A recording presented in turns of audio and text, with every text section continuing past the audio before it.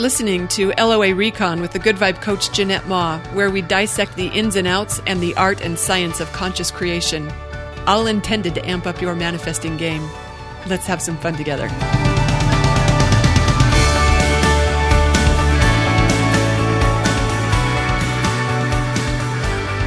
Thank you for tuning in for another episode. I love playing with you in this way. I wanted to talk today about something that I think every single one of us conscious creators knows better than to do, and yet sometimes we still do. We don't always realize it when we've got this going on, but I think the better we get at recognizing when it's in play, the bigger advantage we give ourselves in being able to drop this habit in favor of one that serves our manifesting success much, much better. So here's what I'm talking about. You know how let's say you're manifesting a new love, like someone who's really special, that's on the same page you are about having a fabulous relationship and all that and the other. Okay, and let's say you're doing your alignment work to create that outcome. You're imagining it, you're enjoying it in advance, and you're feeling now how you'd feel then. You're practicing the thoughts that you'd think when it happens. You might also be acting as if it's already true for you. You're doing all sorts of fun alignment work, right? So you're doing that work, and then you get an inspiration. Maybe you get an email from that online dating service you used years ago, and they're inviting you back for a serious discount. Or say you get a new neighbor and he's totally cute. Or maybe the one that got away all those years ago, she reaches out to you on Facebook and you're thinking, woohoo, it's on, it is happening. Yay, universe. Yay, me. And so you follow through with that inspired action. Whether it's, putting the profile online or starting the conversation with the new neighbor or whatever it is. And then nothing happens. Nothing comes of it. At least nothing good. Maybe you know how that feels, how you were so excited. It looked like it was happening. The way they say that it does. You were doing the alignment work. You were taking the inspired action. But then it was a bust. Maybe your neighbor is gay or isn't gay. And that online service just delivered a bunch of duds, or that old flame on Facebook turns out to be a hot mess. It could be sort of deflating. Have you experienced that before? Where it seemed like everything was a go, all systems were in place, it was totally happening, full steam ahead, and it turned into nothing. Nada. No good news. If that happens and you find yourself feeling let down or disappointed, maybe disillusioned or frustrated, or just questioning what you're doing wrong even, I think that could be a sign you were attached to the results. Or more specifically, you were attached to the how of it all. Because let's remember, our business, us as conscious creators, our business is what, not how. All we have to do is get a good, solid vibrational instruction on what we want. And universe has to do the how part of it. Universe or matrix, all it is, whatever you want to call it, higher power. It has to figure out the how. Our job is the what. But when we get our nose in universe's business because we think we see how it might happen, we get our hopes up and maybe even hold our breath a little while it's unfolding because we're so excited it finally seems like it might be happening. And then it doesn't. If that causes you to feel like the wind just went out of your sail, that's a sign you are getting a little wrapped up in the stuff that isn't actually your business. And it's taking you out of alignment when you do that. That's a sign that your feel-good vibration was dependent on something outside of you. And that is not what alignment looks like. It works way better when we're feeling good regardless.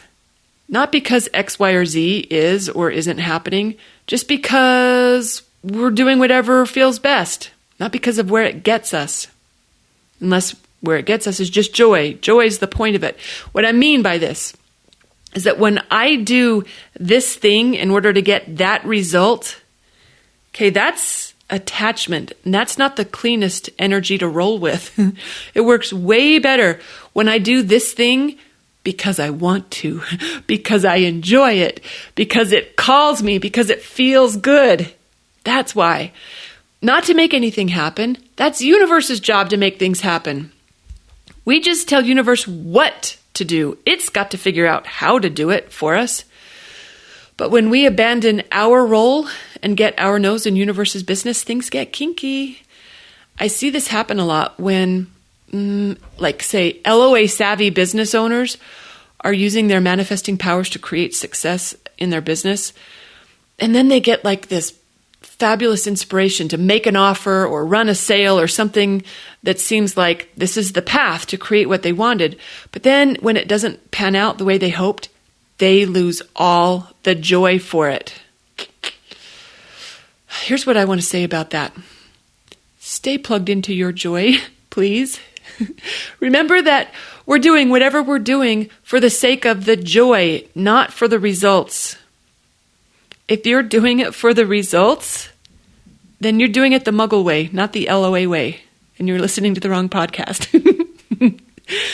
Bashar tells us to just follow our highest excitement, however far we can, from wherever we stand right now until we can't follow it any further, until it reaches its natural conclusion, and then look around and follow your next highest excitement. Just keep doing that. And he says, here's the key, do it without expectation of results.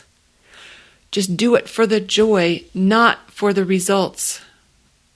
If you're doing it to make something happen, you're stepping on universe's toes and your alignment just got whacked. We want to do it for the joy. We want to let it be joyful, no matter what does or doesn't come from it. If the thing isn't fun to start with, that means it wasn't an inspired action, and it was not for you.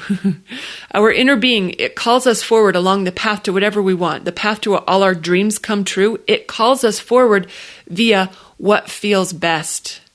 So when we're following joy or even just relief, we're on that path. But when we drop the joy because it didn't turn out the way we thought it should or where we thought it was going, then we just veered off the quick path to our dreams come true. And we end up taking the longer route, the Muggle route, because joy is the ticket there.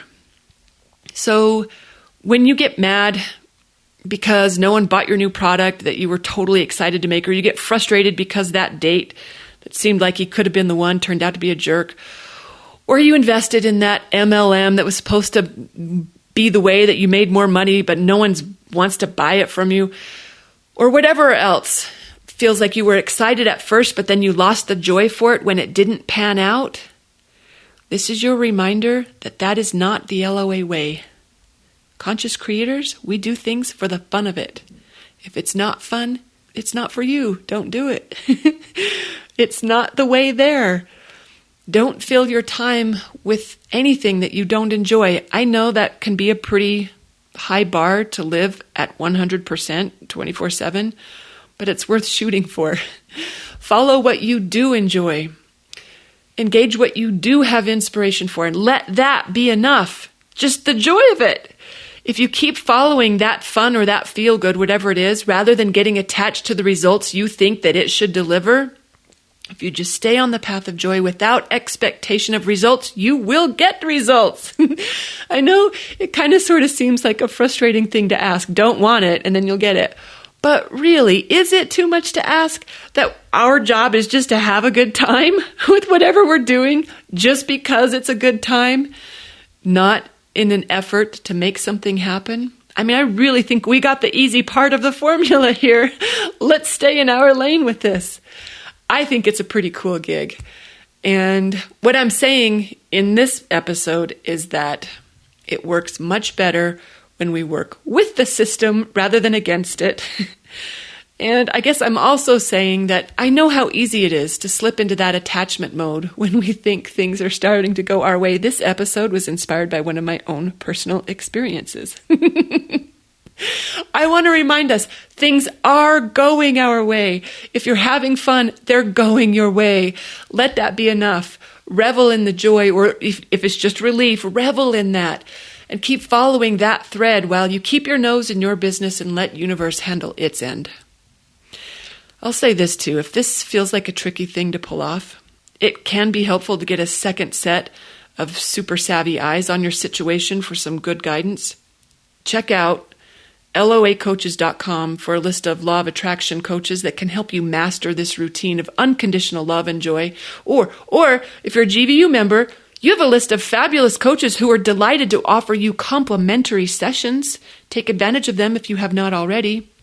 But you know what? You don't have to have a coach for this. Seriously, just recognizing that we sometimes do this can help us straighten things out. So I hope this awareness helps. Thanks for listening.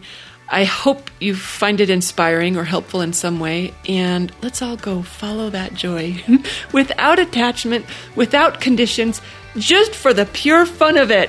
Doesn't that sound like a good time? It does to me. I'll see you there.